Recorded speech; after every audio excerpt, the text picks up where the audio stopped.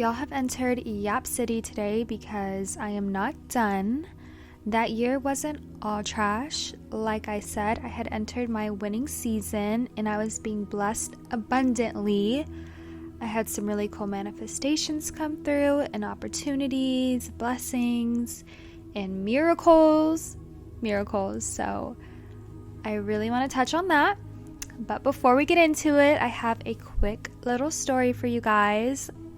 If you don't already think I'm a nut job, this is really gonna solidify it for you. So after vacation, I was feeling really down and sad. I don't know about y'all, but I just get really depressed when I get home from vacations. I guess it's like a dopamine thing, but on top of that, I just kept getting these intrusive thoughts that the vacation I went on was the peak of my abundance. That's where it all ends. That was the big one, and it's all downhill from there. Oh God, I'll never make it this time! This is the end! Anyway. Little did I know, it was just the beginning. Anyways, that's where my headspace was at, and back in the day, I had a really bad habit of hitting the bong before work. I love getting high, I love escapism, I love not being in reality, especially when I have a lot of things going on in my brain, so that's what I did. And on my way to work, I remember a lot of negative thoughts just flooding my mind, and I was becoming very overwhelmed, and out of nowhere, I hear a voice that says, "Don't you trust me?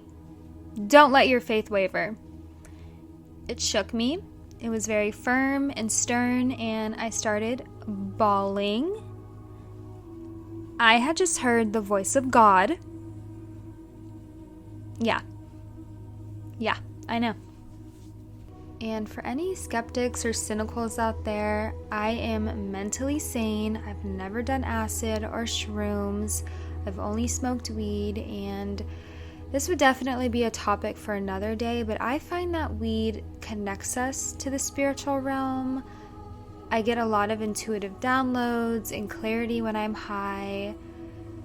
It's not for everyone. I'm not saying go do that, but for me, it's really been a tool in my ascension and my growth as a person. Also, I'm very spiritually tuned in. My third eye is wide open. This is not my first rodeo to something of a spiritual phenomenon.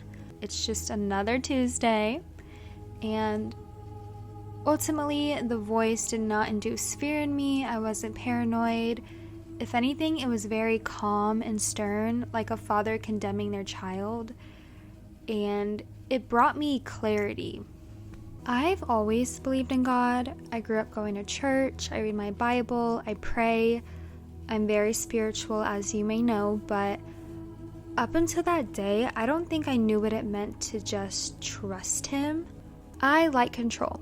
I'm kind of a control freak in the sense that I like knowing what's going to happen next, or how someone feels about me, or why something happened, or why it didn't happen. I'm always grasping for straws, trying to bring in some sense of stability and comfort. I didn't know that just letting my grip go was an option. Let's talk about the movie Nemo, for example. That scene where Marlin and Dory are in the whale's mouth. Marlin's holding on for dear life. He's petrified. He's scared. He doesn't want to let go, in fear of being eaten by the whale. And Dory's over here carefree, open, and telling him, "The whale says let go, very trusting."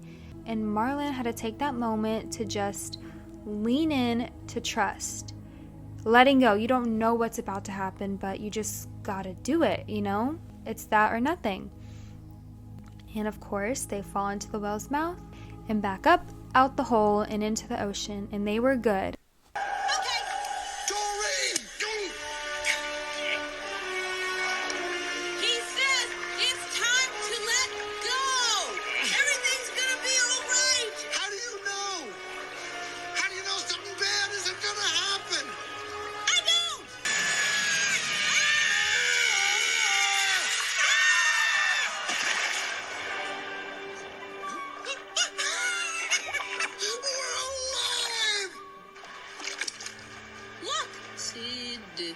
Sydney!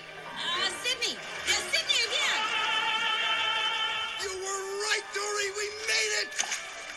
Find my son! So my takeaway is, sometimes we hold on so tightly to the hows, the whys, the whens, out of fear of the unknown. But by doing that, we're just creating the resistance ourselves. We're not giving God the opportunity to show us what He's made of or what He can bless us with. The key is to surrender and to be open to receiving. There comes a point where divine timing is at play and there's nothing else for you to control. So just believe that your thoughts and prayers have been heard, your hard work has not been for nothing, and just allow God to co-create with you. Coming from a chronic overthinker and control freak, you're allowed to give all of your burdens, worries, and troubles to God. He wants them, but you have to give them to Him. He's not just going to come take it from you. Surrender the things that are no longer working in your life. If things aren't blooming and blossoming, let it die. Shut the door and turn your focus back onto God, because I promise He has so much more in store for you. Anything I have ever lost has always been replaced with something 10 times better. Anyways, that was the sermon of the day. Church is dismissed.